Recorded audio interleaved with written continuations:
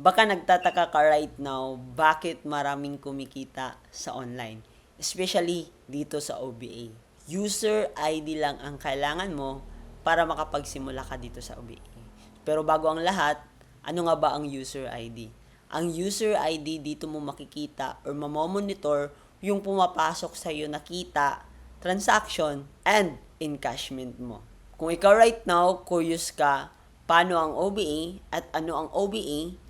OBA stands for Online Business Academy. And the word of academy, dito po nagtuturo kami sa mga gustong matutong kumita gamit ang social media using cellphone and internet connection. Kaya kung ikaw right now, isa kang empleyado na kulang yung sahod, OFW kapos pa rin sa pera, or students na gusto ng extra income, pwede mo gawin itong OBA. And sa mga nagtatanong kung meron ka bang ilalabas na pera dito sa Online Business Academy, yes, kasi negosyo po siya. Good news, 11 years na po tayo. And isa po tayo sa mga na-awardan as Most Outstanding Online System sa Asian Sterling Awards. Dito pa lang napatunayan natin na legit ang OBA. So, paano ka ba mag-qualify dito? Kailangan mo lang mag-attend ng online orientation natin kasi doon i-discuss yung legalities,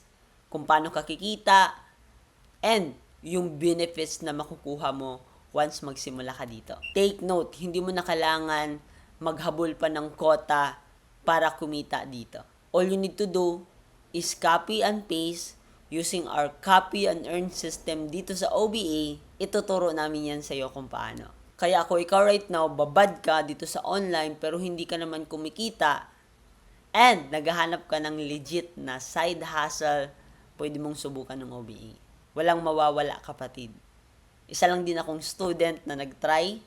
Ngayon, isa na din po ako sa mga natulungan and kumikita dito.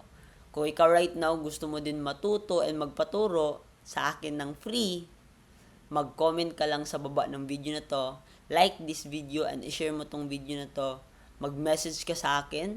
Kung hindi ka makapag-message, reply ka sa story ko or sa notes ko para ma-notice kita kaagad. See you and God bless.